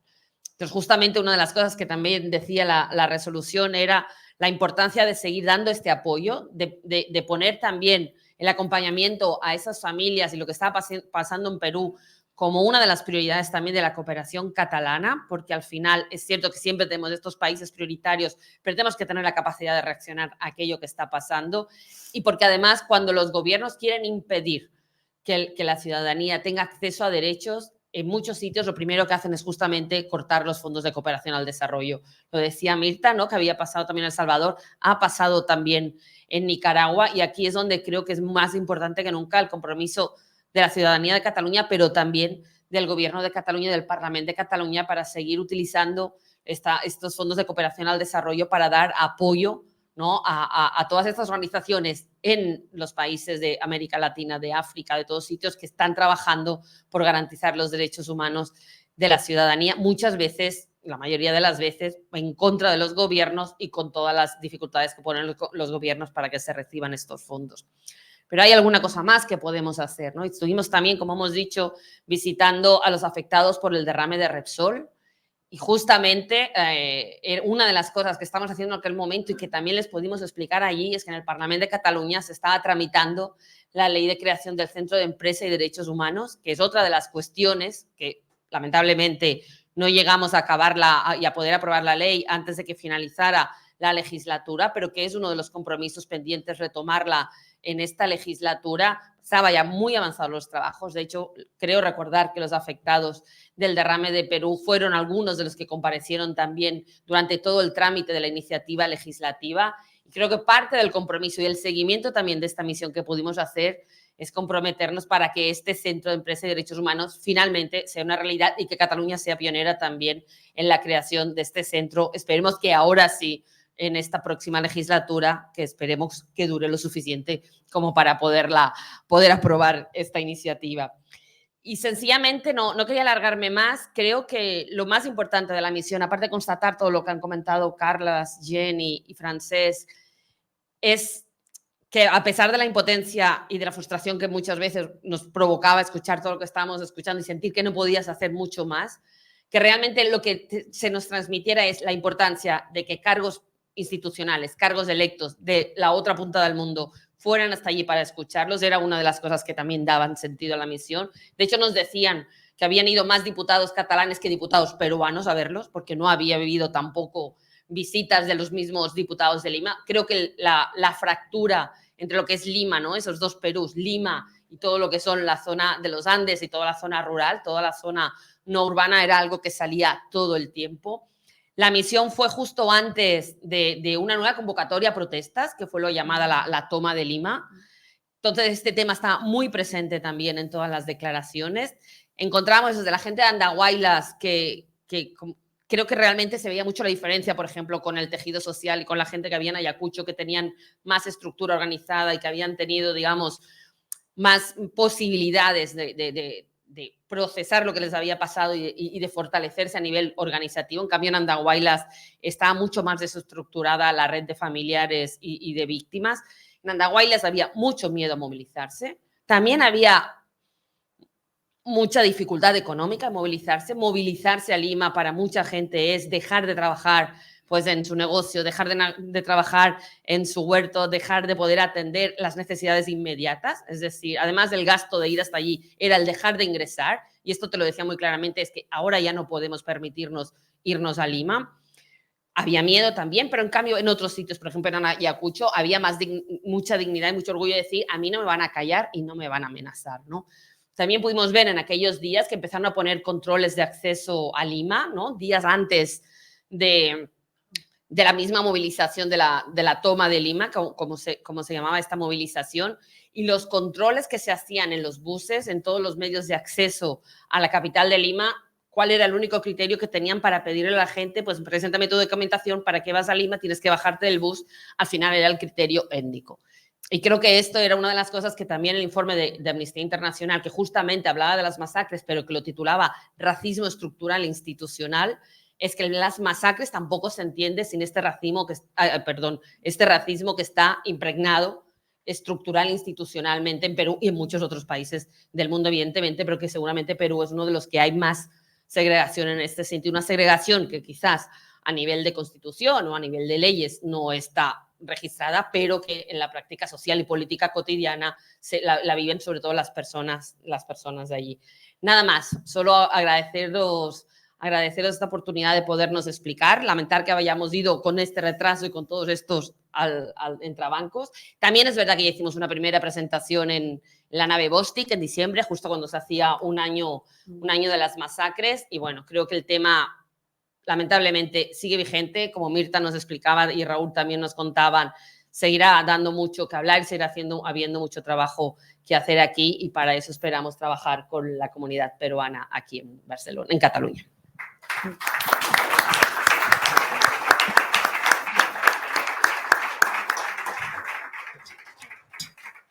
Muchas gracias, Francés, Jen, Carlas y Susana. Ahora abriremos un turno de intervenciones que les pedimos que sean muy breves, concisas. Y allí está Francés, que tiene el micrófono. Si quien quiera hacer uso de la palabra. Sí, nos hemos comido el tiempo previsto, pero vale la pena, yo creo, con todos los esfuerzos que se han generado, que estemos 10 minutos más, si a ustedes les va bien, claro. Venga, vamos a estirar 10 minutos más. Aquí hay una pregunta. Buenas tardes. Les agradezco la presentación y el informe que han hecho ustedes al ir a Perú, a una zona del sur, para recoger la información, si se quiere, de segunda mano, como ustedes han dicho, que ha habido otras misiones que lo hicieron ya. El que les habla tiene ya un tercio de la vida acá en Cataluña, en España. He tenido la oportunidad de estar ahora ya no es el Oasis catalán. También hay dificultades aquí, como en todo sitio, entre la contradicción de la política y la democracia. O la política quiere demonizar a la democracia o al contrario. En cuanto a lo último que decía la diputada, que los diputados electos de este gobierno, porque si ponemos en antecedente cómo es que está la señora ahí en el gobierno de Perú, fue de un partido de izquierda, de un señor que lo fundó, que está prófugo, y que invitó a Castillo a gobernar. Salió electo y su vicepresidenta fue la señora Boluarte. Bueno, la tendencia la conocen ustedes. Y porque el diputado no fue al sur, porque lo iban a matar, porque si es el diputado electo por el sur y donde está sufriendo la masacre de la gente del sur, pues ni de asomo se iba a parar ahí porque lo van a matar. Por eso que ni los diputados. La zona del norte, donde yo pertenezco, es de otra manera. También tengo mi madre que es de Apurímac, porque tengo la suerte de estar de dos etnias, de la del norte y la del sur. Y yo agradezco este informe, pero en realidad es penoso, y yo, con todos los peruanos que estamos acá, al menos personalmente tengo mi vida consolidada allá, y pienso viajar el otro año a Perú a ponerme en primera fila, a pesar de mi edad. He pertenecido a un partido político muy importante en el país. Y ahora se necesitan más que todo unos esfuerzos, pero titánicos. No sé, es difícil sacar al país de esta situación, al menos en Perú. El contexto, ya les dije en 2 palabras, el contexto, cómo se fue elegida y cómo ha llegado la señora al gobierno y cómo está a la hora que, si le preguntan a Francia cómo arreglamos esto, diremos, no sabemos, no sé cómo será. Muy amable. Les voy a rogar que hagan el esfuerzo de una pregunta concreta para que estos 10 minutos que tenemos puedan ser, en fin, más dinámicos. Venga. Gracias, gracias a todos. Cortito, me estaba preguntando para las y los exdiputados si están pensando en acciones de cómo continuar este apoyo desde acá, si están pensando medidas y cosas como para ir siguiendo eso que se abrió, ¿no? En ese contexto, y qué serían esas acciones. Gracias.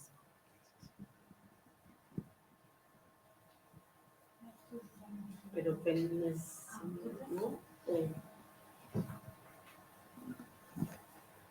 Fem tota la ronda i després responem, potser millor, no? Responde. Bueno, la qüestió és la situació que estem ara mateix a nivell de la legislatura catalana. Inicialment el que teníem previst era que l'informe s'aprovava, no? Es presentava i es votava a la Comissió d'Afers Exteriors i es feia també una presentació institucional al Parlament. I després havíem de poder començar a seguir treballant amb les companyes de Contra l'Indulto possibles iniciatives posteriors com noves propostes de resolució de seguiment, per exemple. Una altra de les coses que fem habitualment és rebre aquelles persones que venen de Perú. De fet, la Mirta va estar no fa gaire també. En el treball que fa la Comissió d'Acció Exterior d'Iniciativa i Impuls de l'Acció del Govern amb l'Agència Catalana de Cooperació, doncs un dels temes és donar seguiment també a aquesta part de la resolució que parlava del suport, no? des dels mecanismes de cooperació al desenvolupament, al treball de les associacions de víctimes i de familiars de les víctimes que hi ha a Perú.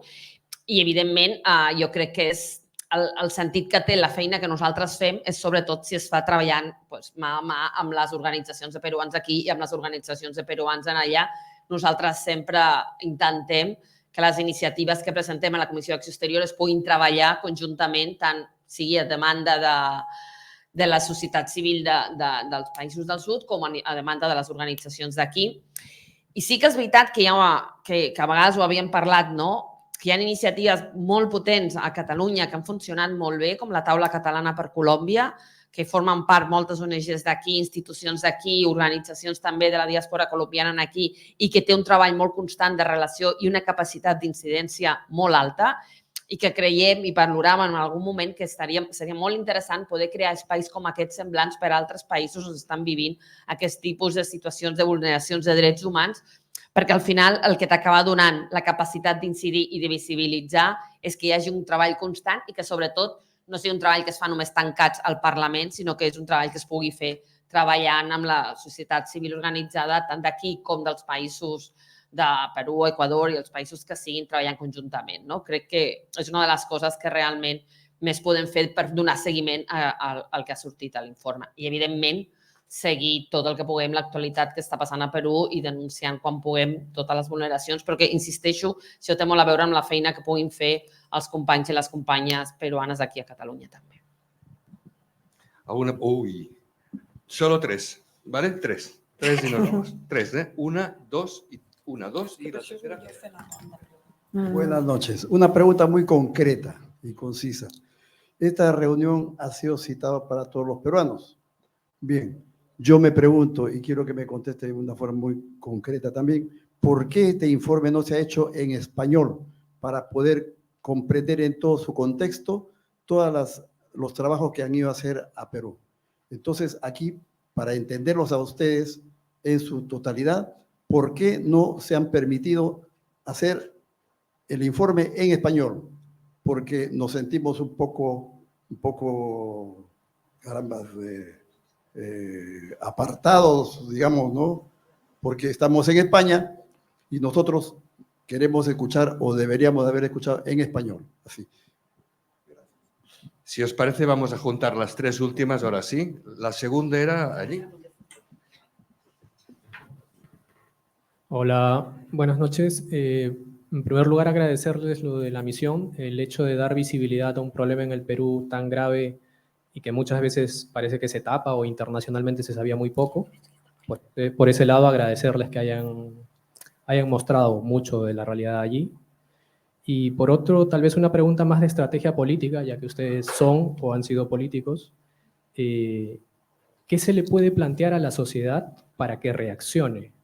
Porque yo lamentablemente sigo viendo una sociedad peruana que está muy apagada, muy aletargada y parece como si estuviera anestesiada, porque le están haciendo de todo institucionalmente, de forma política, policial, militar, persecución y de todo tipo, y yo no veo ahora mismo una respuesta, solo veo leves atisbos de reacción y de organización en el sur, cosa que no veo en la capital, que me sorprende ingratamente porque se supone que tienen mayor posibilidad de educación y no veo efectiva esa educación. Entonces, ustedes como políticos, ¿qué plantearían a una sociedad que está anestesiada? Gracias. Vamos a por la tercera y última. Vale, yo soy de Argentina. Primero expresar mi solidaridad. Estamos en una situación muy similar. Pero si estaban trabajando en la cuestión de la demanda de cobre que está generando la transición energética y el impulso de la minería, Perú creo que es el país, igual que Chile, las dos principales fuentes de cobre del surtido casi global, y de hecho España y Cataluña están promoviendo una transición energética súper dependiente del cobre de Perú y de Chile. Y ha sido simultáneo el momento en que se ha promovido especialmente políticas y encima en sectores progresistas que yo me ponía loca, pero justo en sectores que podríamos considerar aliados, a la vez que estaban sucediendo los golpes de Estado en Perú y después en Bolivia también. Ahora está Ecuador también con una situación muy pesada de violencia para presionarla hacia este lado. Si se está considerando también la responsabilidad de los programas económicos productivos que se están impulsando desde Europa y la presión que está generando en América Latina, porque Argentina ahora también va a tener con Milei, va a romper con un montón de reglamentaciones populares que han detenido el avance de la minería en muchos sectores porque implica también la privatización posterior del agua. Y si esto se está trabajando o si lo están metiendo un poco abajo de la alfombra, porque me parece que es el gran elefante que está en la sala. No estamos hablando de esto, esta transición energética nos la estamos comiendo entera en América Latina, perdiendo todo. Vamos a perder, si esto sigue así, perdemos todo, porque perder el agua va a ser perderlo definitivamente todo. Y otra vez es un avance sobre las comunidades originarias, que me parece que ya a esta altura deberíamos tener marcado que esto no más. Entonces, empezar a apretar y presionar desde ese lado. Y nada, y el litio también, o sea, eso tampoco va a ser ecológico. Entonces, si no tenemos alternativas que le quiten esa presión minera a nuestros países, es que los presidentes que van a estar y todo el sistema político que va a sobrevivir es lo que dejen poner a eso, porque ya lo vimos, cualquiera que intente ir en contra de ese avance minero y de ese avance extractivista y de hidrocarburos también, porque en América Latina se siguen explotando hidrocarburos cada vez más, y más contaminante, de forma más contaminante con offshore y con fracking, hasta que esa presión no deje de ser ejercida, es muy difícil que nosotros como pueblos desarmados podamos enfrentar ejércitos, paramilitares y narcotraficantes financiados por estas mismas empresas. Gracias.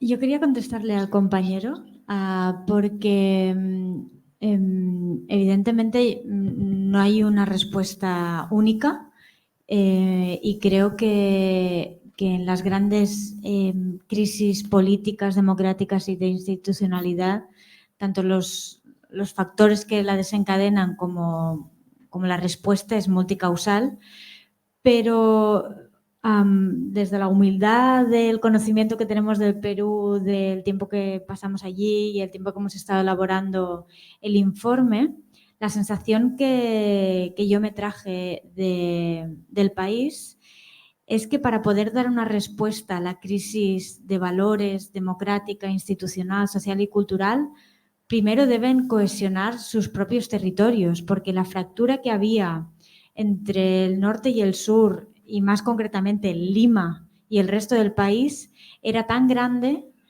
y el reto es tan inmenso que si no se hace de manera coordinada, y la sensación es que sobre todo había descoordinación, creo que es imposible. La desafección política no es una cuestión peruana. Creo que los resultados electorales de los últimos tiempos lo que nos dicen es que la gente está cansada de la política y tiene tendencia a irse a proyectos políticos antipolíticos. Pero en el Perú sí que nos llevamos un poco la sensación de que el clasismo y el racismo que había y la fractura entre lo rural y lo urbano imposibilitaba un diálogo para rearmar una respuesta a la situación actual, porque después de pasarnos 3 días reuniéndonos con todas las organizaciones que nos propuso la coordinadora y desde entidades feministas, pasando por periodistas, colectivos infrarrepresentados, comunidades indígenas, etcétera, etcétera. Después de todo eso, cuando ya entendimos un poco el mapa, empezamos a hacer la pregunta para la que no había una respuesta, es ¿y ahora qué? De acuerdo, tenemos la diagnosis, tenemos situado el problema y la sensación era que no había una respuesta porque todo el mundo estaba desarticulado un poco. De hecho, creo que Mirta fue la única que enfocó hacia alguna parte que era rearmar un espacio democrático que vaya desde la derecha democrática hasta la izquierda y que se pudiera dar una respuesta. Pero no se ponían de acuerdo en un candidato, no se ponían de acuerdo, el sistema de partidos tampoco facilitaba poderse rearmar, pero la sensación que yo tenía era que la respuesta que necesitaba el Perú era muy compleja y que la fractura imposibilitaba, ¿no?, ese trabajo. De hecho, algunas de las compañeras nos decían que había que coser el país y para eso tenían que llegar a las zonas que han considerado además que una de las fracturas democráticas que hay ahora mismo en el Perú tenía que ver con el poco respeto que se le había dado al voto del sur. Entonces, yo creo que el norte-sur dentro del país era muy fuerte y que eso era importante para que la desafección pueda ir canalizando por la vía democrática y política una organización, ¿no? Y sobre el informe, si no recuerdo mal, el informe está en catalán, está en castellano, está en francés, Inglés, no sé si llegamos a ver, inglés. está en inglés y de hecho una de las consecuencias de la tardanza de hacer estos actos ha sido precisamente porque no queríamos hacer este acto antes de que estuviera traducido. Creo que también es importante remarcar que una de las cuestiones que más salió tanto en Andahuaylas como en Ayacucho era el poco respeto a los derechos lingüísticos de los quechohablantes. Nosotros hemos hecho este informe en catalán porque estamos en el Parlamento de Cataluña, pero evidentemente si hay algún problema de alguna cosa que hayamos podido decir que no se haya entendido suficiente, yo creo que estamos dispuestos a poder hablar de cualquier cuestión con todos los peruanos y las peruanas que estáis aquí. Gracias. No, solamente la observación era el informe verbal que ustedes estaban haciendo. Me refiero al informe escrito, no verbal. Muy fácilmente lo hubieran podido hacer en español para poder entender los pocos peruanos que estamos aquí. Entonces, y poder comprender los fundamentos y el fondo, la calidad del informe. Porque hay muchos que saben el catalán a la perfección, otros medianamente, otros muy poco, otros casi nada, ¿no? Entonces, cuando ustedes tienen una reunión con peruanos, pues Los peruanos allá se habla el español. Entonces aquí todos los peruanos hablan español y es la mayor facilidad para que entiendan y comprendan el trabajo que ustedes también hacen. Para la otra reunión será en... Bé, doncs en relació a aquestes preguntes que s'han fet i complementàriament al que ha dit la companya Gent Díaz, miri, jo li diré que jo he patit repressió per utilitzar el català al meu país i per reivindicar-lo. Per tant, jo l'any 2024 no renunciaré a parlar en català a Catalunya en un acte públic.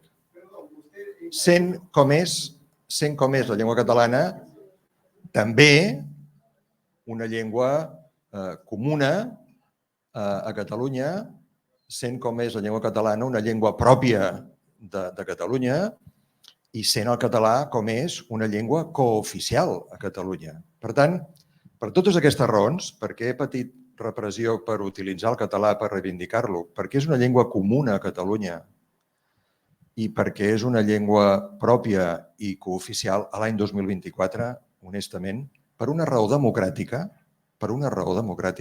no renunciaré a utilitzar el català en un acte polític, en un acte públic a Catalunya. Insisteixo, quan crec que és una llengua també comuna i compartible.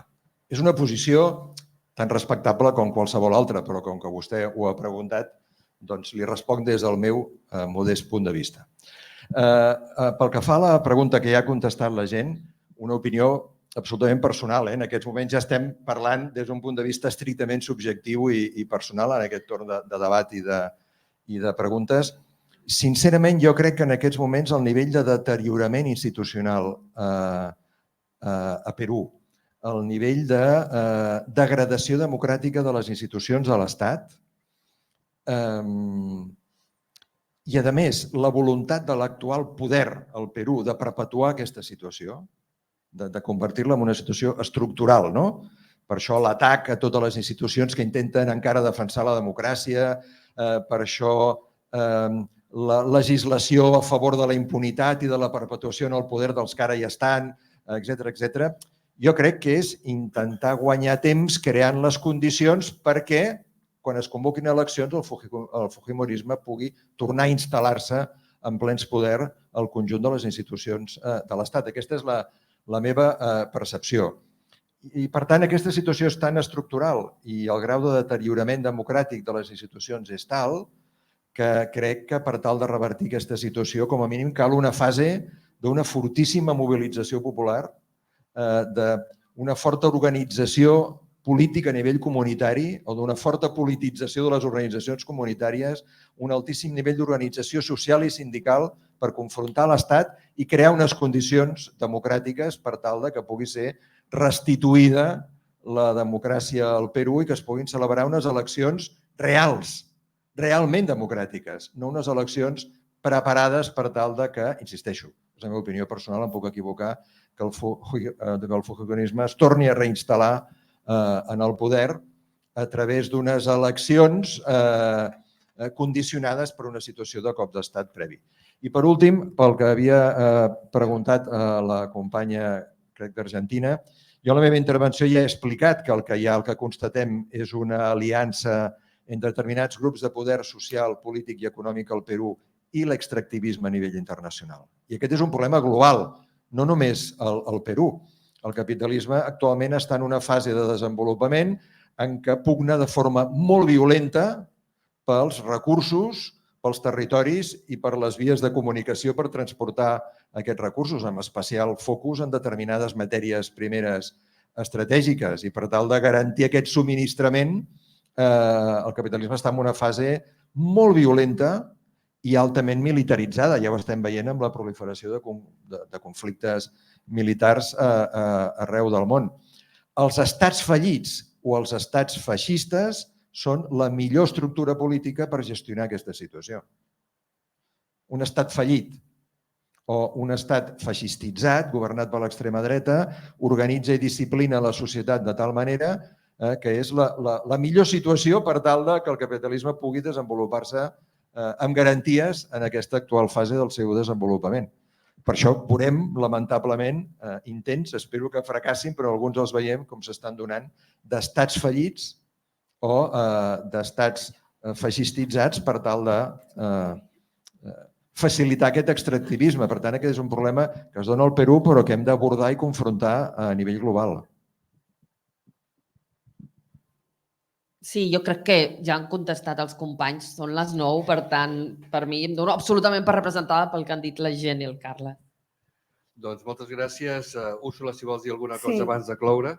Sí, bueno, agradecer a todas las personas que han hecho posible este acto, que era parte de un compromiso que teníamos como de todo este proceso que se inició a finales del 2022, instar y motivar a las compañeras, compañeros peruanos que hoy están presentes también a organizarse, a informarse y a movilizarnos, ¿no?, desde diferentes espacios en la denuncia, en la reivindicación de lo que está pasando en nuestro país.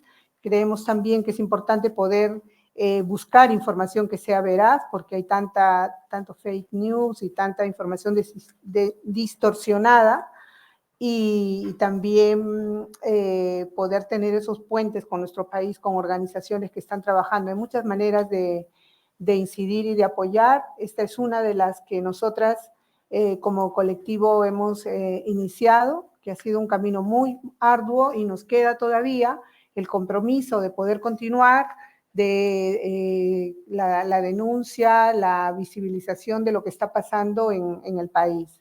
Y continuar también con nuestras alianzas, con las colaboraciones con organizaciones, tanto hermanas aquí, de diferentes países, también de Cataluña, no solo a nivel institucional, sino también desde la asociación, desde la sociedad civil, qué es lo que podemos hacer, teniendo en cuenta también que las cosas que pasan aquí, que pasan allá, tienen responsabilidad, lo que pasa en el norte global y concretamente también aquí en España. No olvidemos que una de las cuestiones y que, por ejemplo, se puso en la declaración institucional era que el Estado español estaba vendiendo armas con las que se dispararon en las protestas sociales, y que fue uno de los puntos que se denunció y que se logró, que por ejemplo diputados que nos apoyaron en su momento, como Gerardo Pizarello, María Dantas en el Congreso de los Diputados, ¿no? Esa denuncia, al final el gobierno español dejó de vender armas a Perú.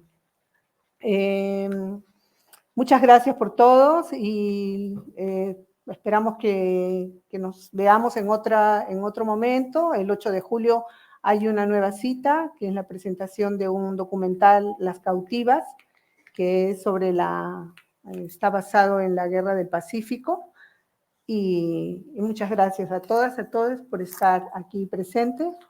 Damos por concluida esta actividad, este acto. Gracias.